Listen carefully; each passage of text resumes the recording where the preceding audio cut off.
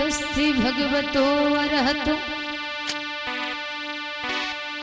सम्मा सम्बुद्धस्य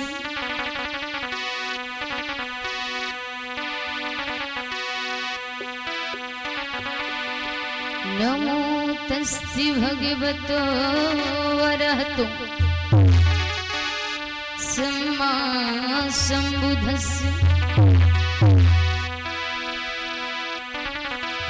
नमो तस्य भगवतो अरहतो सम्मा सम्बुद्धस्य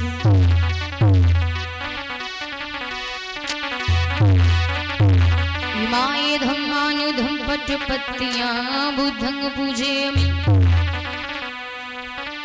इमाय धम्मानुधं पटपत्त्या धम्मं पूजयामि इमाय धम्मानुधं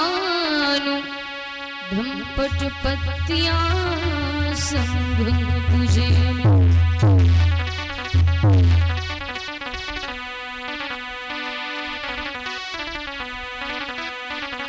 इमैन सा वाचा कर्मणा एसी भी मैली विनीत विशुद्ध नमो तथागत शील में जो समय की संबुद्ध की शोध की समय की धम्म के जिरोध की हिंसा चारु नमो तथागत शील में करुणा के भंडार। प्रेम से बोलिए भगवान बुद्ध की, बोली महामाया मैया की, बोली सिद्धोधन महाराज की, बोली चंद्रगुप्त मौर्य की, बोली सम्राट अशोक की, बोली बाबा साहेब की जय।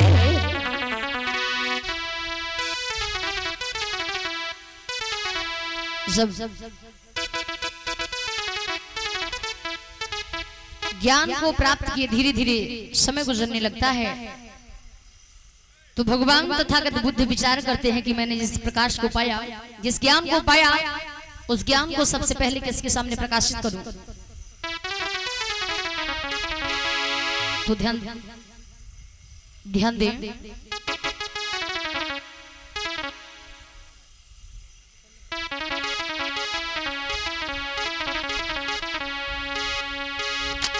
कि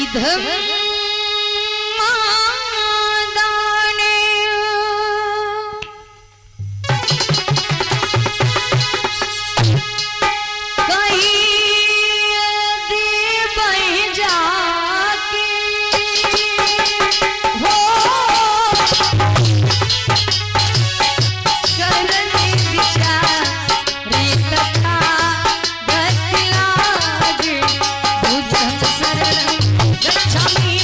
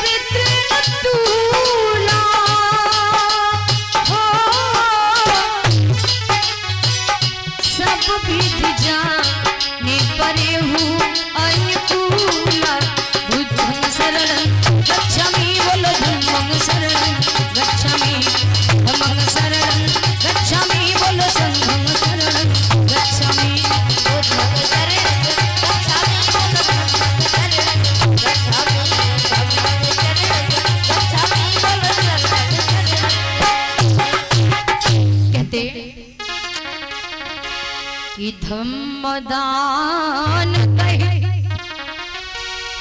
दे बह जाके और करन विचार तथागत लागे। भगवान तथागत बुद्ध विचार करने लगे, मैंने जिस ज्ञान को पाया उस ज्ञान को सबसे पहले किसके सामने प्रकाशित करूं, किसके सामने दर्शाऊं। तो उसी समय उनके मन में विचार आता है कि मैं सब ज्ञान को प्राप्त करने के लिए घर से निकला था, तो सबसे पहले मैं आडार कलाम के पास गया, तो क्यों ना आडार कलाम के पास पहुंचा जाए, क्योंकि आडार कलाम ही हमारी भाषा को, हमारे भाव को समझ सकते हैं।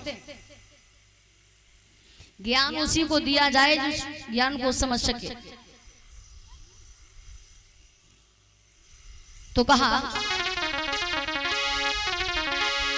कि ज्ञान विपाशु परम मोति धामा और जान प्रभु आडार कलामा। तो जब आडार कलाम के पास जाते हैं, आडार कलाम से मिलना चाहते हैं, तो पता चलता है कि आडार कलाम इस दुनिया से ही जा चुके हैं। फिर उनको रामपुत्र उद्रक की याद आ जाती है, क्योंकि आडार कलाम के बाद रामपुत्र उद्रक के पास पहुंचे थे कि उद्रक राम पुत्र त्रिनेतुला चचा विध जान परहु अनुकूला। तो विचार किया रामपुत्र उद्रक के पास पहुंचा जाए, वो हर प्रकार से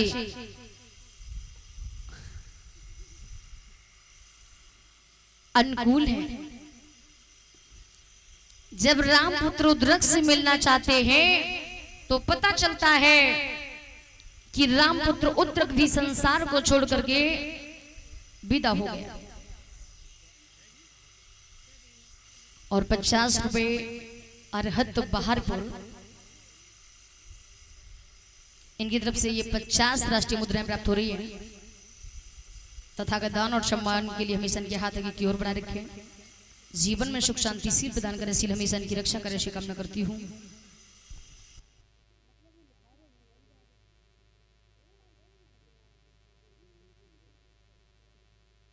तो जब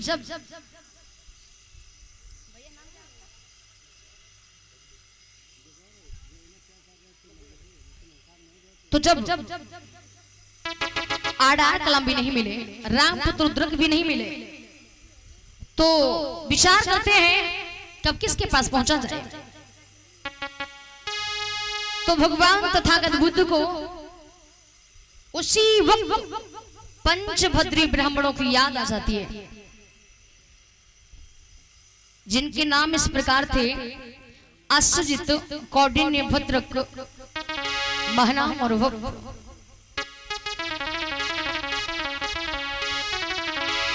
तो विचार किया क्यों ना पंचभद्रियों के पास पहुंचा जाए और उन पांचों भाइयों को वो प्रकाश को ज्ञान दिया जाए।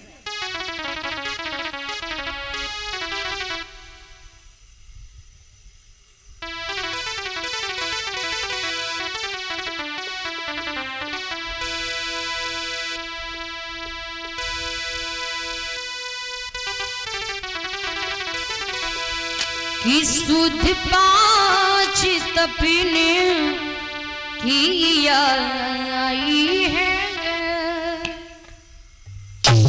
भैया,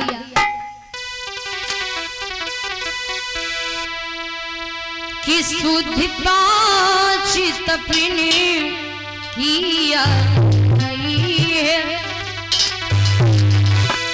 और को तुमने मन में विचारा है।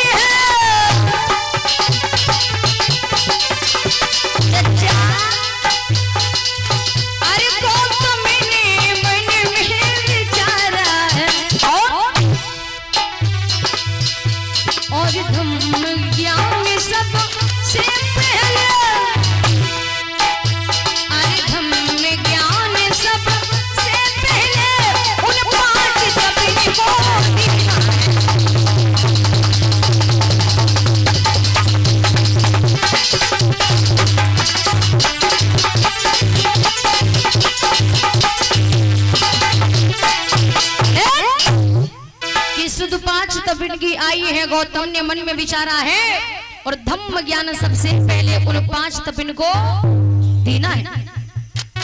सोचते विचारते हुए वहां से चलती है चाचा जी।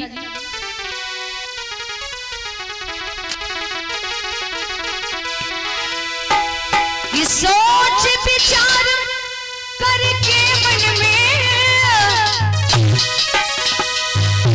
और गौतम जी वहां से धाए हैं और इधर ज्ञान को प्राप्त किए। धीरे धीरे 2 माह होने जा रहे हैं।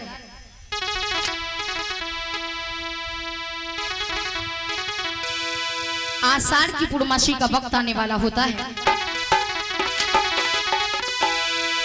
आर्य सोच विचार करके मन में और गौतम जी वहां से धाए और कुछ दिन बीते हैं मार्ग में और फिर काशी नगरी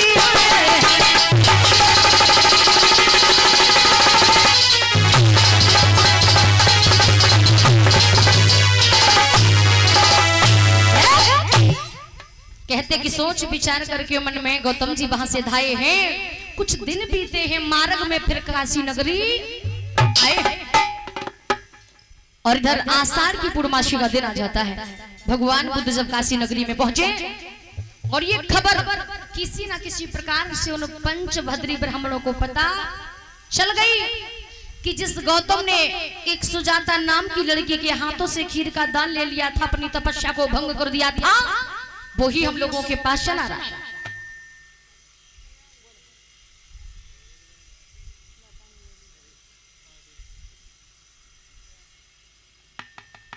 सभी आपस में विचार विमर्श करते हुए कहने लगे, भैया अरे सामने देखिए तो भैया, मुझे लग रहा है ये वही गौतम चला रहा है। हाँ भाई पीछे वाले,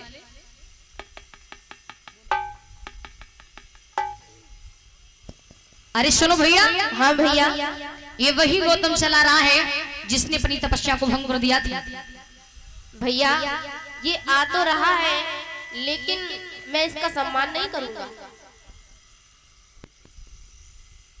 अरे तुम तो सम्मान करने की बात करते हो, मैं तो इसे पीने के लिए पानी तक भी नहीं दूंगा। अरे आप तो पीने के लिए पानी की बात कर रहे हो, तो पी चुके। मैं तो इसे बैठने के लिए आसन भी नहीं दूंगा। हाँ, ये शब्द कौन बोल रहे हैं? जो 5 ब्राह्मण थे वो। अरे भैया कोई ना, तुम हमें पानी पिलाओ। तुम तो बैठने की बात करते हो, तुम तो सम्मान देने की बात करते हो। मैं तो इसका चीवर भिक्षा पात्र तक भी नहीं संभालूंगा। और तुम बताओ चच्चा,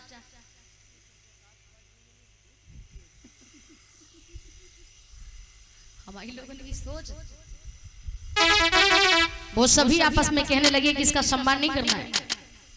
लेकिन दादा आपने देखा हो, एक चुंबक होती, चुंबक अगर लोहे को टुकड़ों में बांट के डाल दिया जाए और ऊपर से चुंबक फिरा दी जाए तो जितने भी टुकड़े होते हैं ना, वो सारे टुकड़े चुंबक में चिपक जाते हैं, चुंबक की तरफ खींचे हुए चले आते हैं। जिस प्रकार से उस लोहे को अपनी तरफ खींचने वाला चुंबक के अंदर चुंबकत्व होता है, जबकि लोहे को अपनी तरफ खींच लेता है, लेकिन वो चुंबकत्व किसी को दिखाई देता, दिखाई नहीं देता, लेकिन फिर भी अपनी तरफ खींच लेता है। उसी प्रकार से उस चुंबकत्व के समान जो पंचभद्री ब्राह्मण बोल रहे थे कि सम्मान नहीं करना है, लेकिन भगवान बुद्ध जब पास में पहुंचे तो भगवान बुद्ध ने पंचभद्री ब्राह्मणों के दिल को, उनके मन को इस प्रकार से अपनी तरफ आकर्षित कर लिया। कोई दौड़ के उनको तमासन देता है, उनको सम्मान से बिठाता है, तो कोई चीवर भिक्षा पात्र को संभालता है, तो कोई दौड़ करके भाग के पानी लेके आता है। दूर थे तो बोल रहे थे सम्मान नहीं करना है, और जब थोड़े पास में आए तो अरे कभी कभी लोग ये नहीं कह देते कि मोदी की पंचायत, इलेक्शन आए, इलेक्शन लोग जब वोट डालने जाएं तो मेंबर लोग ये कहते हैं भैया कि एक लोग बाहर ही रहना, सामने हो सकता है कि चेहरा देख के ऐसा बोलते ना भैया, बदलाव आ जाए। तो भगवान बुद्ध जब पास में पहुंचे तो जो बोल रहे थे कि सम्मान नहीं करना है, वो सभी सम्मान कर रहे हैं।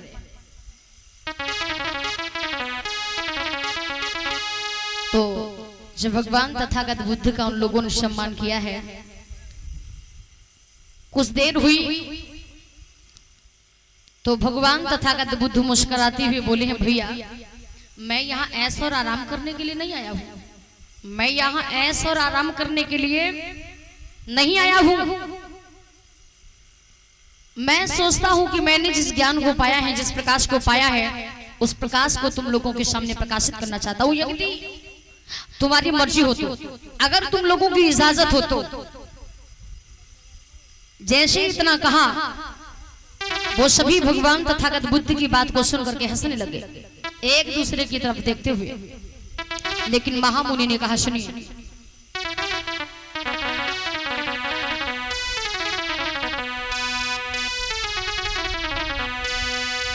कि बोले बुद्ध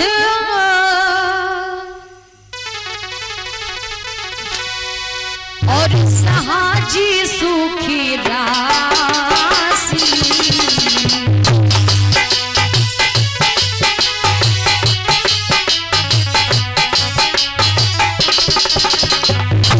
क्या बोले,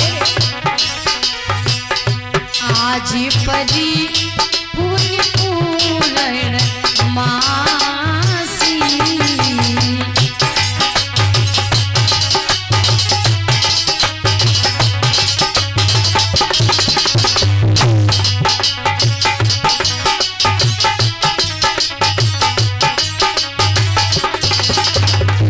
बोले बोले बुद्ध सहज सुख राशि, आज परी पुण्य पूर्ण मासी। मोय भयवर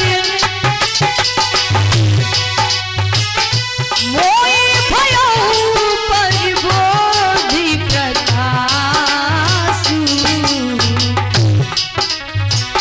आज भई पूरे दो मासु।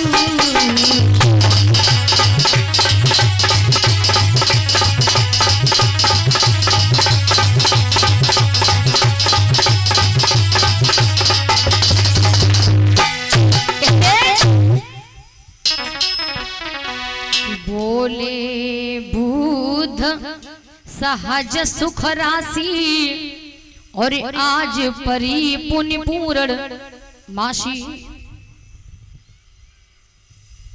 मोय भयो बरिबोध प्रकाशु और आज भये पूरे दो मासु। मुझे ज्ञान को प्राप्त की आज 2 माह होने जा रहे हैं।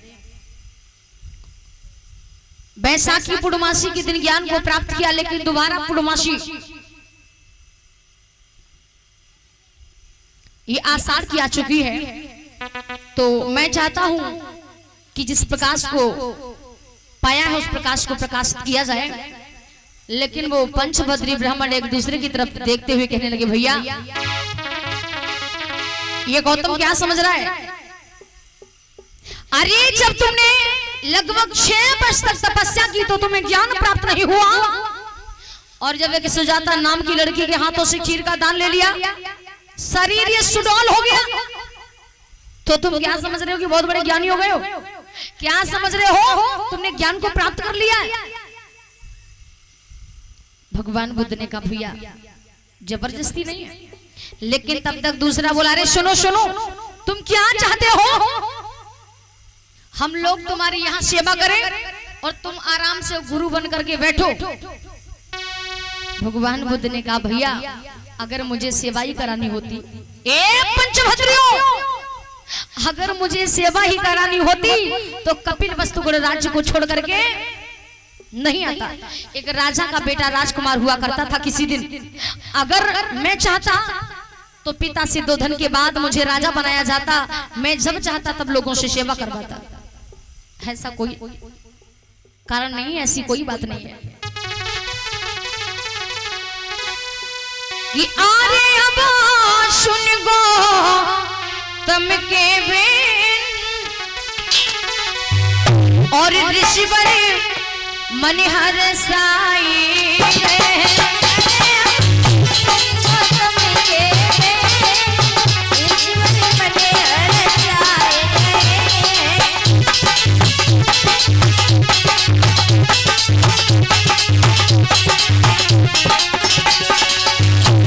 और सुनो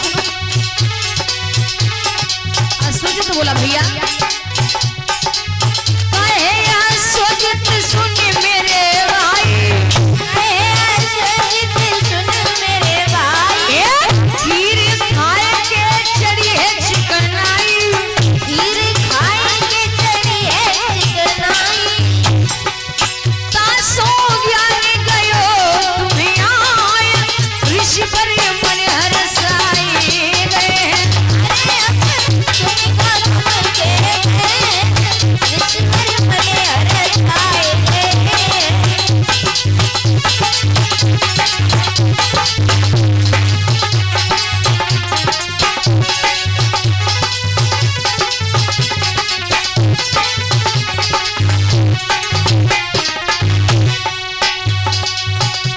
भद्रक बोला है सुनो सुनो भैया, क्या समझते हो तुम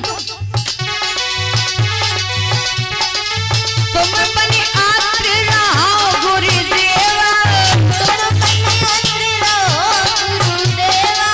हम सब करें तुम्हारी सेवा,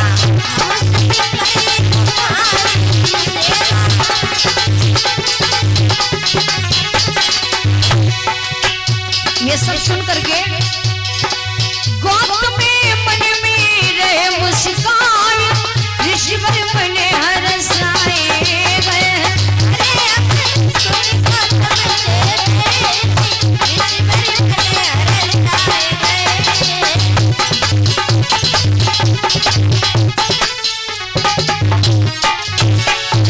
गौरी भगवान बुद्ध की दया हो।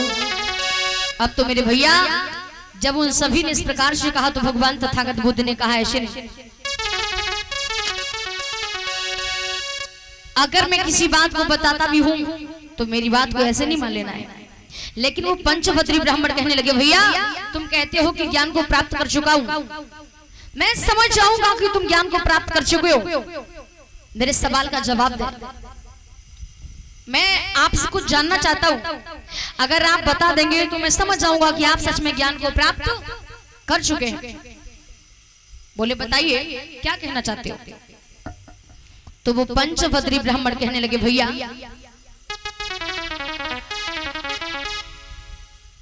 अगर आप ज्ञान को प्राप्त कर चुके हैं तो ये बताएं किस दुनिया में, इस दुनिया में दुख है तो दुख का कारण क्या है, कारण है तो उसका निवारण क्या है, निवारण है तो उसका उपाय, जिसकी वो तलाश में स्वयं निकले थे। कहा कि ये बताएं कि दुख का सबसे बड़ा कारण क्या है। महामुनि ने जैसे ही सुना कि दुख है तो दुख का कारण क्या है तो हंसते हुए कहने लगे मित्रों यदि आप यही जानना चाहते हैं तो दुख का कारण सबसे बड़ी बात दुख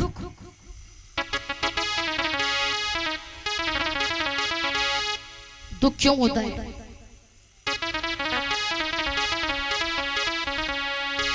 अगर दुख है तो दुख का कारण भी सुनेंगे, लेकिन दुख है क्या।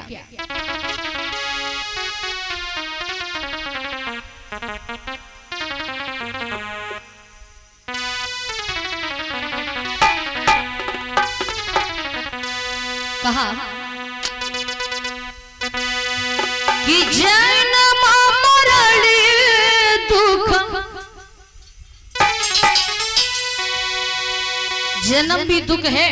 कभी वो जब बच्चा पैदा होता है, बच्चा जैसे ही धरती पे आता है रोना शुरू कर देता, रोता है ना, जन्म भी दुख है, और जब एक व्यक्ति इस दुनिया से जाता है तो लोग उसके लिए रोते हैं। जन्म भी दुख है और मरण भी दुख है। कि जन्म मरण दुख और रोगी बूढ़ा,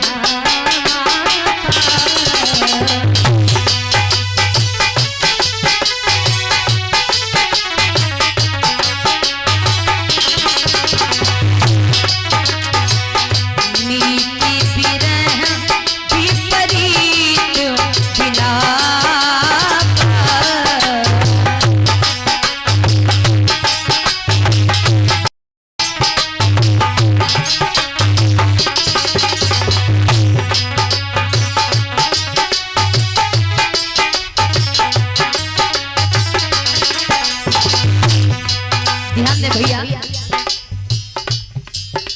आज की ही मेन कथा है। और मैं समझती हूँ आज की कथा थोड़ी माताएं समझेगी कि कम समझ में आ रही है, लेकिन बुजुर्ग कहेंगे कि कथा अच्छी हो रही है। ध्यान देखिए, समझ में आएगा, ऐसी बात नहीं है। कहते हैं कि जन्म मरण दुख रोग बुढ़ापा और मीत विरह विपरीत विलापा। जन्म भी दुख है, मरण भी दुख है। रोग, अगर कोई व्यक्ति किसी रोग से ग्रस्त हो जाता है तो ये रोग भी दुख है। बुढ़ापा, जब इंसान पर बुढ़ापा आ जाता है, वृद्ध हो जाता ना, और बुढ़ापे में जब नाती नाता सेवा नहीं करते, फिर तो कहते जब बुढ़ापे अच्छी भगवान हमें समय ले तो ठीक है। तो जन्म मरण दुख रोग बुढ़ापा और मीत विरह, मीत यानी मिलना, विरह दूर होना, अलग होना, ये दोनों के विपरीत है ना। तो कहते हैं कि मीत विरह विपरीत विलापा। लेकिन इससे भी और सुनिए आगे, भूख प्यास दुख, इस पेट के लिए आदमी ना जाने कहां कहां जाता और उसे क्या क्या करना पड़ता है। भूख प्यास दुखी और उधारी, और जासे दुखी सबही नर नारी।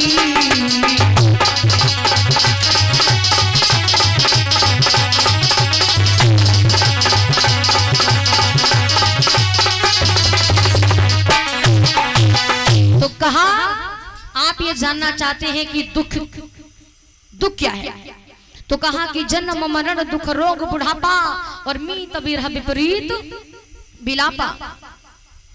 भूख प्यास दुख और हुभारी, और जासे दुखी सबई नर नारी।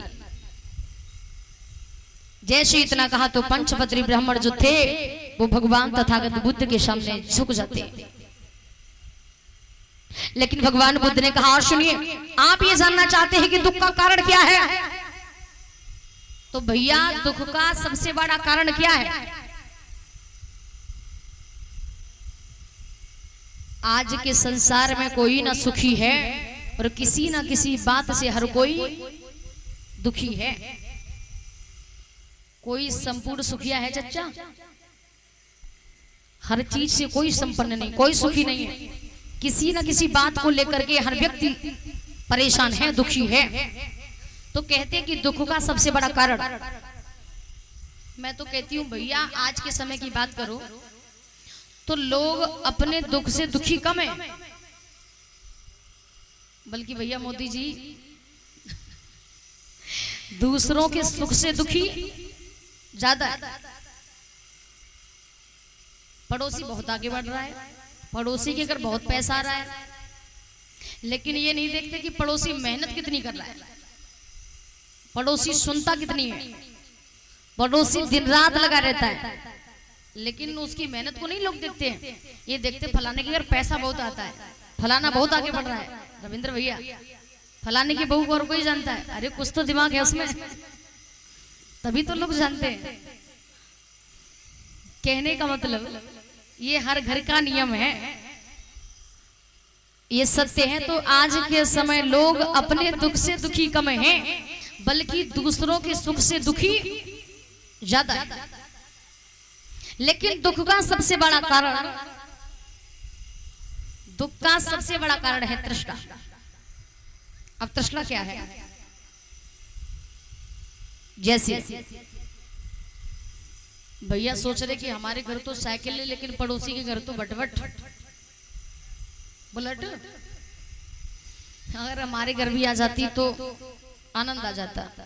धीरे धीरे मेहनत की, आपके घर में भी बुलेट आ गई, लेकिन तब तक पड़ोसी के घर 4 व्हीलर आ गई। बबलू भैया अब सोच रहे कि पड़ोसी के घर तो 4 व्हीलर, अगर हमारे घर भी आ जाती तो बहुत अच्छा रहता। धीरे धीरे मेहनत की, घर में 4 व्हीलर भी आ गई, तब तक पड़ोसी ने 4 बीघा खेत खरीद लिया। अब सोच रहे पड़ोसी के तो केवल एक ही लड़का है, लेकिन उसका तो 20 बीघा खेत है, लेकिन हमारे यहाँ तो 4 लड़के, हमारे तो 10 ही बीघा है। कहने का मतलब आप कितना भी कुछ भी कर लो, लेकिन इस मन को कभी शांति नहीं मिलेगी। और मैं तो कहती हूँ जिसके घर ज्यादा पैसा होता है ना, जो ज्यादा पैसे वाला होता है, अतके पैसे वाले को रात में नींद नहीं आती। ज्यादा पैसे वाला सो नहीं पाएगा, जो मीडियम होगा वो तो कम से कम रात में चैन की नींद। और ज्यादा पैसा वालों रात भर यही सोच रहा, दिन रात की कहाँ धरे, कहाँ उठाए, कहाँ ले जाए।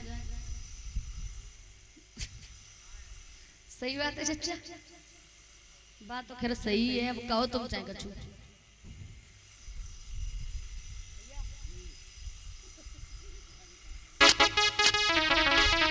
बोली भगवान बुद्ध की, पंचशील दरबार की, तो यही तो तृष्णा है। ये हो जाता, फलाना हो जाता, डिकाना हो जाता, मन को कभी शांति नहीं मिलती है। और कहते भी इस दुनिया में सबसे तेज गति से चलने वाला यदि कोई है तो मन है, तभी तो मन शांत नहीं होता है। तो दुख का सबसे बड़ा कारण है